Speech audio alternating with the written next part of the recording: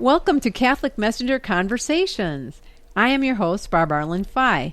Today's guests are Father Jeff Belger, priest director of the Newman Catholic Student Center on the University of Iowa campus, and focused missionaries Aurelia and Devon. Welcome. And we're going to talk about focus, right? Yeah, hello, welcome. Thank you so much. Why did I say welcome? Dang it. Anyway, that's all right. It's okay to do that. This is a kind of a conversation, right? All right. Yeah. Good. So, Well, okay, thank you who's so going much to for tell me having us. what is focus and how did it get started? So, Focus is an apostolate of the Catholic Church. Uh-huh. It stands for the Fellowship of Catholic University Students. Mm-hmm. It started in 1998 at Benedictine College in Atchison, Kansas. But it really got started, it branched out from Benedictine and really began at the University of Northern Colorado. Focus has grown since that point. 20 years ago there were a handful of missionaries on a couple of campuses. Now we've grown to we have more than 730 missionaries serving on 164 campuses and 8 parishes across the United States, with a couple campuses in Europe. Oh, so you've got people on campus are in parishes? Mm-hmm. Yeah, that's a new program that's starting out, and yeah, like I said, we're in 8 parishes. I think the closest one to here is Chicago. Oh, okay. And what are the requirements to be a focused missionary? Recent college grads, young people that are striving to do mission in the world, to encourage people to live lifelong mission. Like I said, recent college grads is the main. And so what kind of training do you have to be a focused missionary? So we are dubbed a fully trained missionary after 2 rounds of summer training and then a year on campus. And then at that point, you're a fully trained missionary. But our training program, we do like a 8-week intensive training over the summer on a couple different campuses. So we, for the last 2 summers, have gone to the University of Mary in Bismarck, North Dakota. Oh. And in that time, we dive into a lot of formation, and it's really based on a letter that St. John Paul II wrote regarding priestly formation, but it applies very well to like lay formation. So we begin with human formation, just kind of diving into, how are we living a character so that we can take on the character of Christ? Wow. Then we dive into a spiritual formation, and really diving into prayer and discernment and how to live out prayer well, how to live out this relationship with God so deeply that it informs our identity, and then from that our mission comes.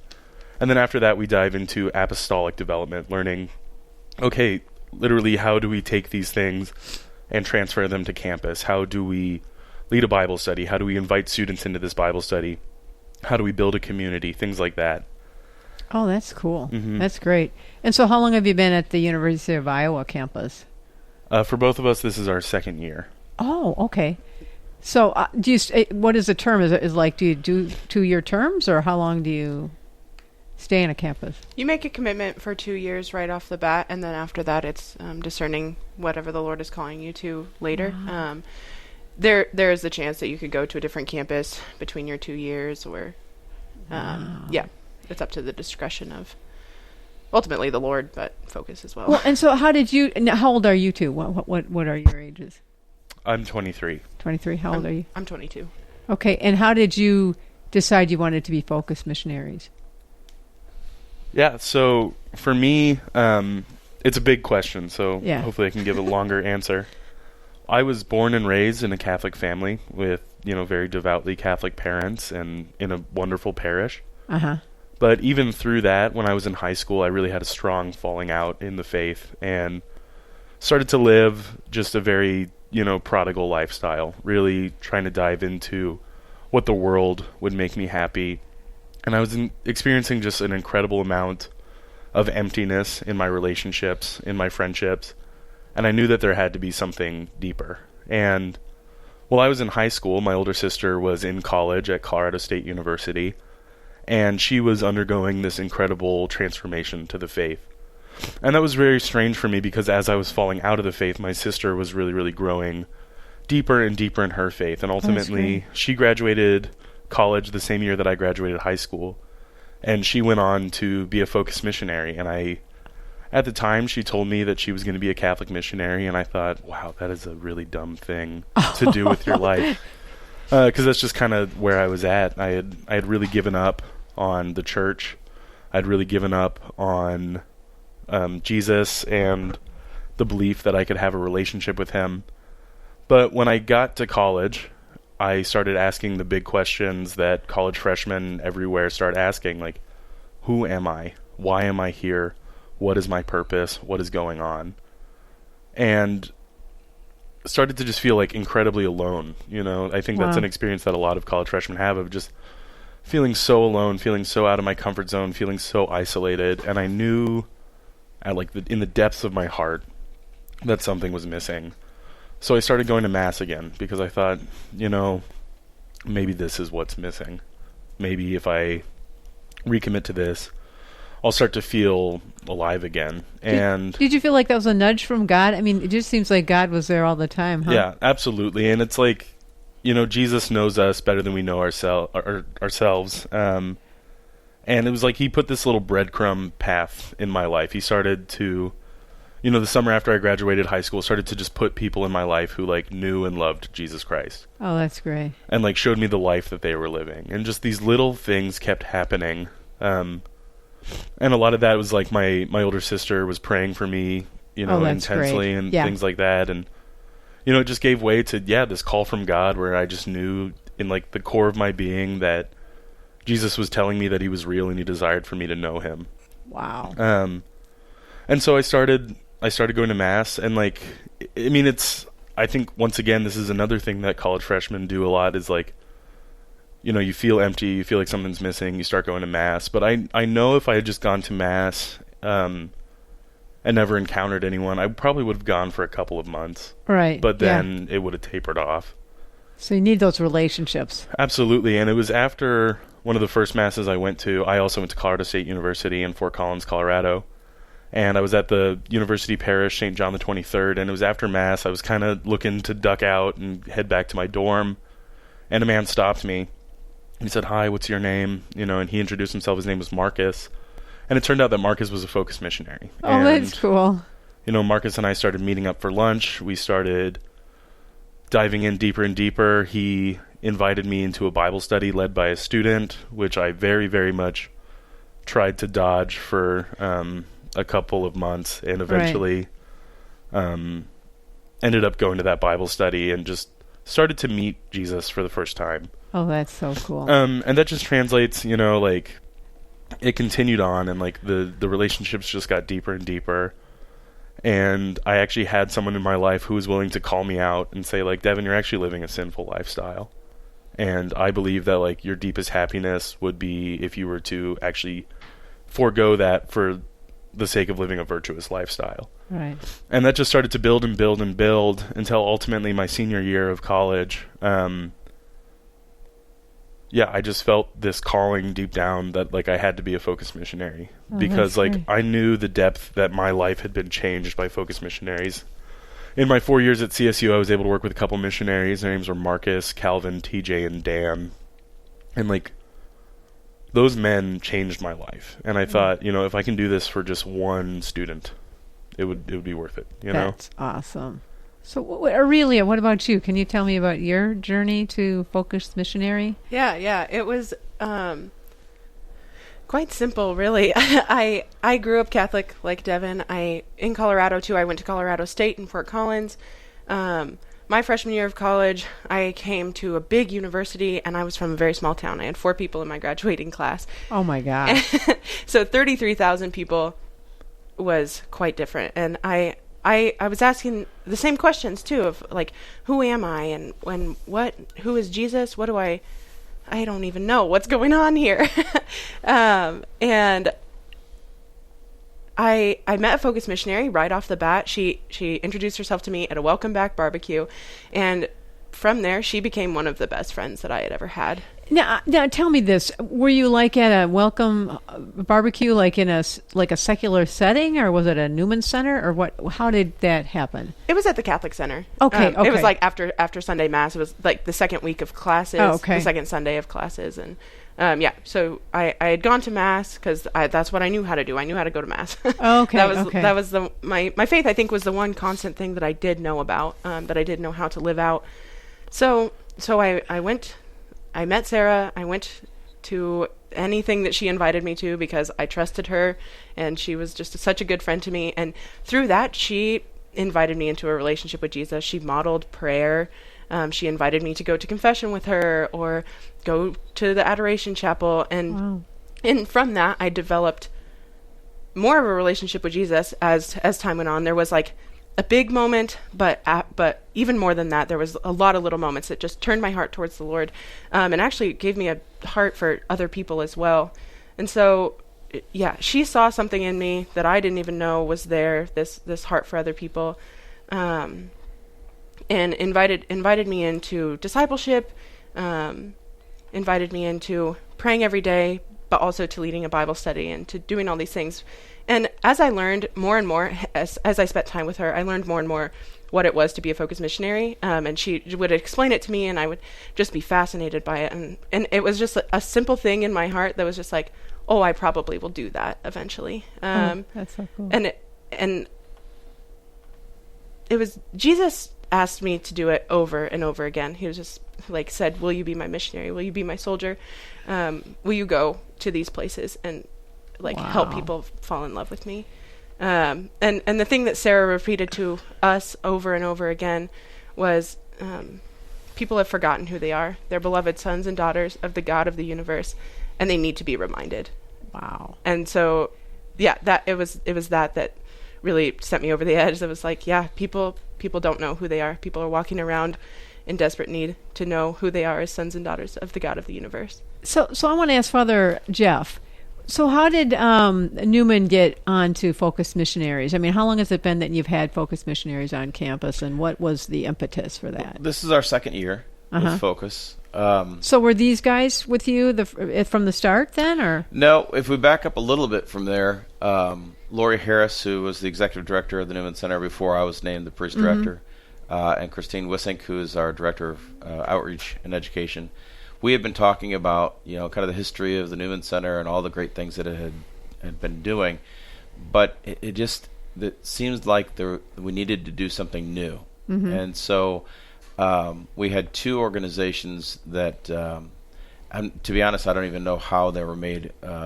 That we were made aware of them. Focus I had heard about before, but I didn't have a lot of information on it. But we started researching Evangelical Catholic and Focus as two opportunities to kind of bring new life into the Newman Center.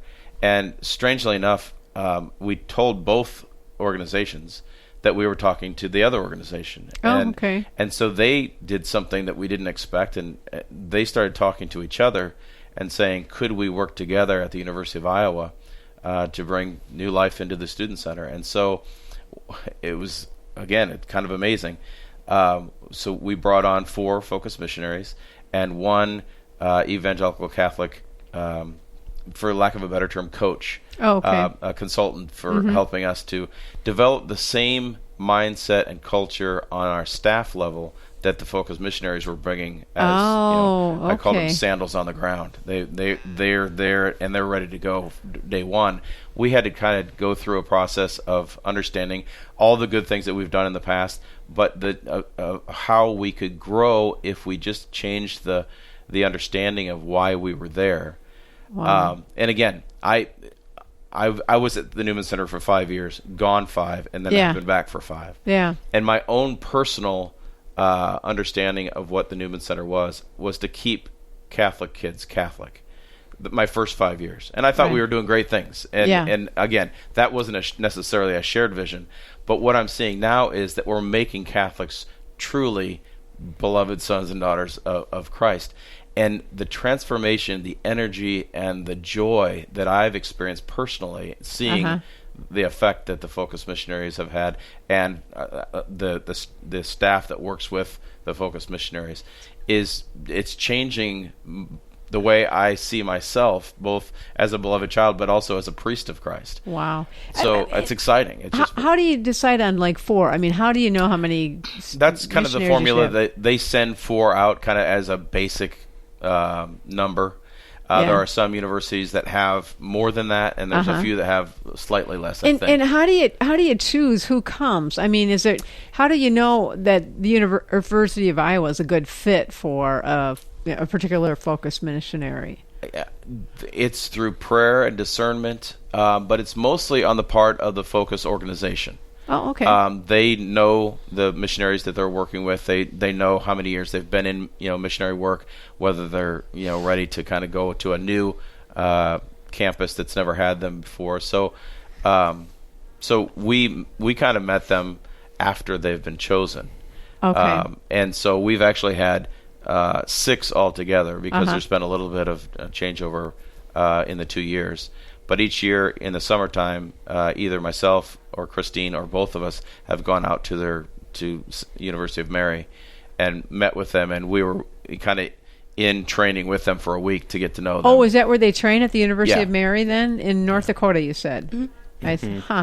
And so how did you guys, I mean, when they told you University of Iowa, were you like, I've never been to Iowa? Or, I mean, was that like, okay, I'm ready, wherever I'm called to? My placement is a little bit different because I graduated in December. So I went through a whole year. Well, I went to training, and then I went a semester to CSU, and then in December, right before, like the day before my graduation, I got my placement. So it was a lot. It was not all the hype that placement day is for a lot of first years. But I opened my card, and I just started laughing because I knew people from Iowa, but I had never considered Iowa Wow. as a viable place to live, I guess. Oh, that's so funny. It was really fun for me. During summer training, we split up into small groups for the duration of the training called colleges. And we knew it was placement day. It's like a big day at the end of one of the first weeks there. And we sit down for college time to do a Bible study. And the leader of my college, the dean of my college, sits down and he just fans out these envelopes on this table. Oh my gosh. And he says, okay, we're going to do Bible study now. And that was the longest hour of my life. Because I see a little envelope with my name on it, and that says where I'm going to live, for the next year. And I was just staring at it so intently. But, going into it, you really do. I think this is kind of shocking to people. You very much surrender your placement to God. And it's like, when you accept being a focused missionary, you give up control of where you're going to live. Boy, that's kind of like being a priest, isn't it? It really is, yeah. Wow. But when I opened the envelope and it said University of Iowa, I was very, very excited. Good. I didn't know much about Iowa. My roommate, senior year of college, was from Davenport, so I had heard about Davenport. He's also a focused missionary. Grant Whitty, if anyone knows. I've heard that name. Is that with the Whitty? Yeah, Joe Whitty's? is his grandfather. Yeah. Yep. Oh, So, okay. Shout out to Grant, hopefully. Hey, Grant, we hear ya. Send ice cream. Yeah. No, a pizza. That's right. Yeah. But, yeah, so we were roommates. So I had heard about Davenport. I would make fun of Grant for being from Iowa because Colorado, we're... it's You an guys are, exciting state. you guys are a little snobby about Colorado. Sorry. But... yeah, I don't know. My desire in being a missionary was to bring Christ to those who needed him.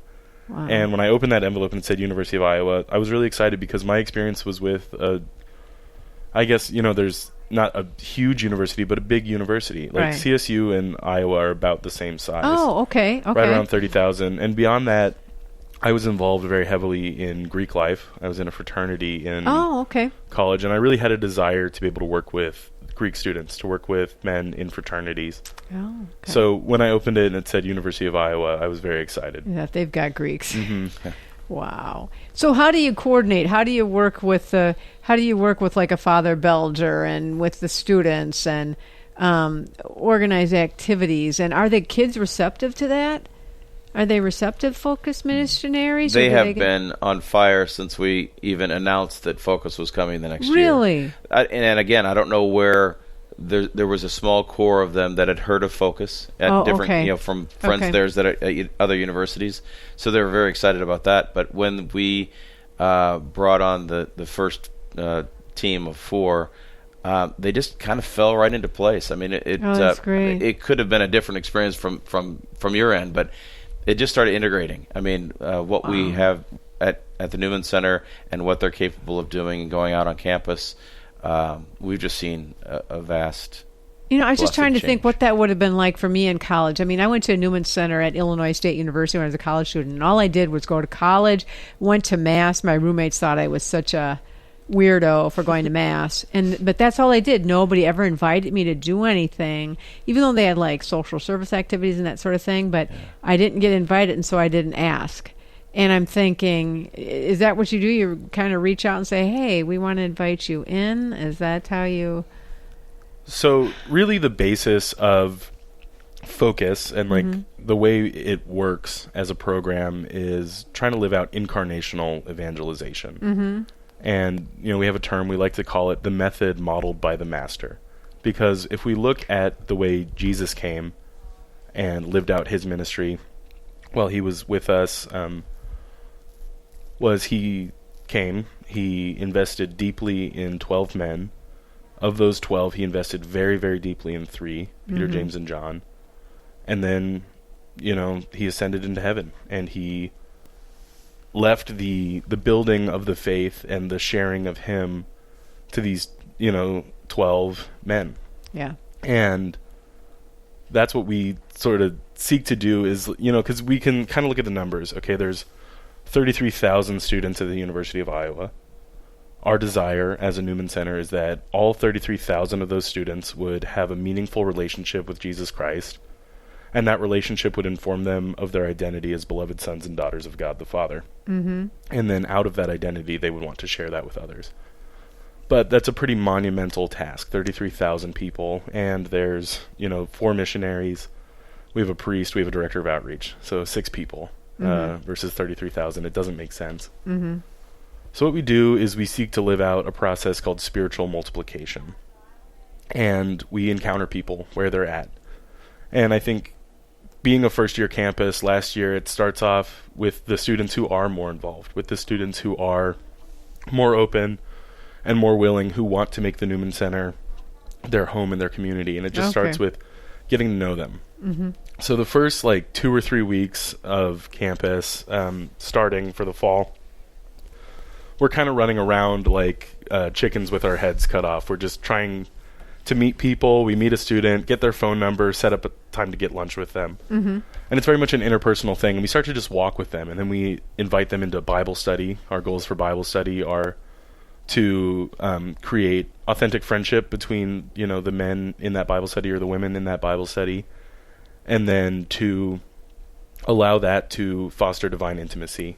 So do you have men's and women's Bible study, not men and women Bible study, or? Yeah, so they are split up in that way as the Focus Bible studies, and really the reason behind that is to just offer vulnerability. There are things that we do all together, but there is much that can be said about a men's community or a women's community, where you can actually dive in, with your brothers in Christ or with your sisters in Christ, and just really be able to share the nitty-gritty. Wow.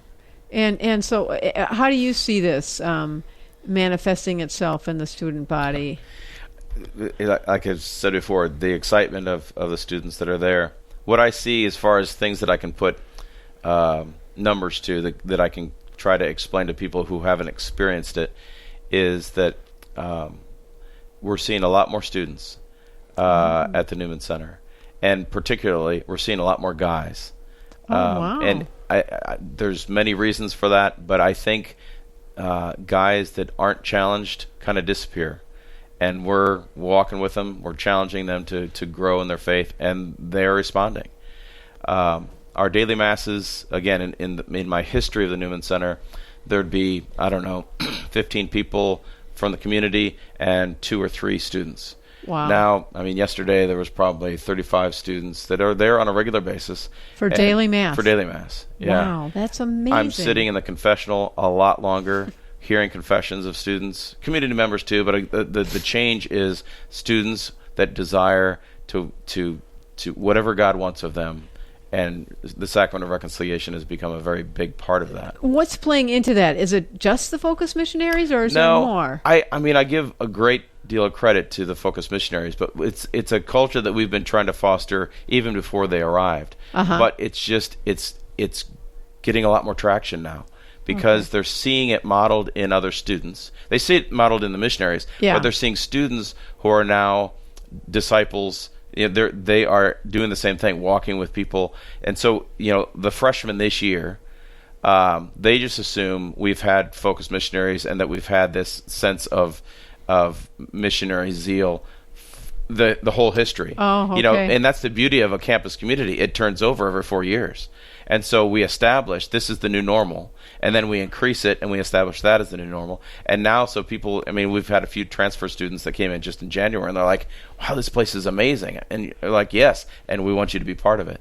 So it's becoming more normal to desire a relationship with Christ as a Catholic who has probably always appreciated the sacraments, but now they understand who is at the other end of the sacrament.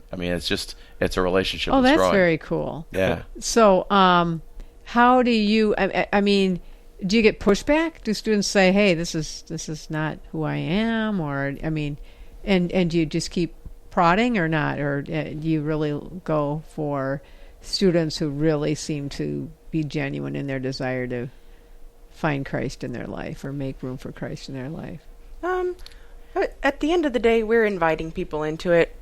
We can invite all we want, and they have the free will to say yes or no, and that's how Jesus approaches us too.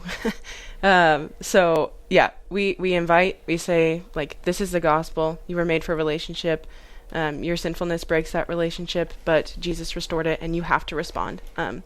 And so, yeah, it's up to people to respond to the gospel. It's up to people to respond, to go to Bible study or to hang out or get lunch with us. But we will always be there to ask the question or to cast the invitation.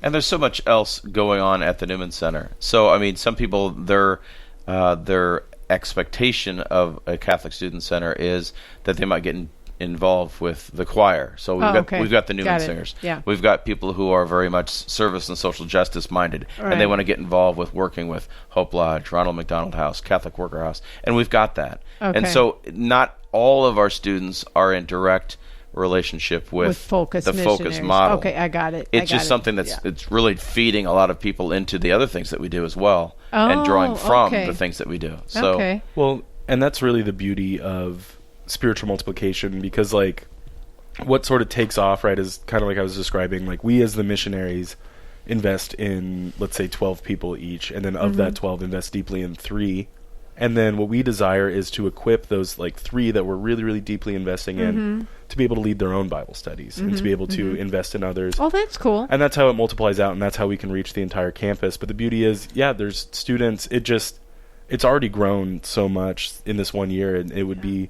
impossible for me to work with all of the men, but now the students that I'm able to work with are working with the next generation of men. How many men do you have who are engaged in Focus ministry missionary activities? Yeah, I don't have the hard number of just men off the top of my head, but I can think, myself, my teammate Drew, we both lead Bible studies, and then there's I think 6 student-led men's Bible studies. On top of that, there's 2 freshman Bible studies. There's kind of a general sophomore Bible study. We're working on starting a Bible study on the football team, and then working on starting multiple Bible studies within fraternity houses. And kind of those areas as well. It's a domino effect then, kind of thing. And that goes back to the showing of the growth, because we've always had Bible studies. And it's usually between 2 and 4 Bible studies with maybe 6 to 10 people in them. Okay. And that has just been magnified over the last 2 years. That is so cool. What do you guys do in your downtime then? You don't work 24/7, do you, being missionaries, or is that? Jesus probably worked. Even Jesus needed to take a break. He'd go off to the other side of the lake. It depends on the season a little bit. There are times, like I said, during fall outreach, where it's you're kind of just going all out. But being around when people want to be around us. So when they're free, we are there. That's what incarnational evangelization does. Right. But we are very privileged in a certain sense, as it is built into our work week that we have an hour of prayer every day. Okay. We pray a holy hour every day because, truthfully, we couldn't do Gotta it have to without have prayer. that. Yeah. We're able to go to Mass every day, and that's like built into our work schedule. We also have a lot of time just spent like as a team doing fun things like just hanging out, having dinner together, but also team formation and things like that. Oh, that's good. But then it is an interesting dynamic where, yeah, I mean, there are times where we do step away from campus, and it's interesting, though. It's kind of funny as a missionary, your work life and your, just social life are so tied together, because it's like, ultimately the men I'm working with are my friends, and like they are the people I'm hanging out with during my downtime as well. It's sort of like what happened with you on your campuses. And then, so just to wrap it up, so where do you go from here? Are you down there after this academic year, and what have your plans for the future? They can't leave individually, or yeah, individually. I'm hoping to be a missionary for a while. I really I love the work, and that's awesome. I love being here in Iowa. So it's up to the Lord. Next year I'm pretty locked in, but that's awesome. Yeah, from there I'd like to go to grad school eventually, but other than that, I'd like to be a missionary. And what about you, Devin? Yeah, so kind of like we talked about, as missionaries, we commit to 2 years as missionaries, and then after that, we just sort of discern every year. And some missionaries are, my sister is still on staff with Focus. She's a 6th-year missionary. Oh, wow. So I don't know yet. We're still discerning, and my desire is to just be docile to what it is that God That's awesome. is calling me to. Yeah. Awesome. Any final words from you, Father Jeff, about Focus? It's just I have the best job in the world. Yeah. I've been a priest for coming up on 17 years, and working at any parish that I've been to has been phenomenal. So that's the standard. But being at the Newman Center with the energy that's there is helping me grow as priest, and as I love going to work. Awesome. And it's a good part of it is because of what we're talking about here. Just the everyone desires a relationship with God. They might not be able to articulate it, right? But we've got something that they need and want, and it's just exciting, and it's an adventure to be part of that and see all the people that come through our doors and grow. So thank you so much. It's been a privilege talking with you. I'd love to have another couple of conversations in the future. Yeah, thank you so much for having us. Okay, until the next time. Thank you.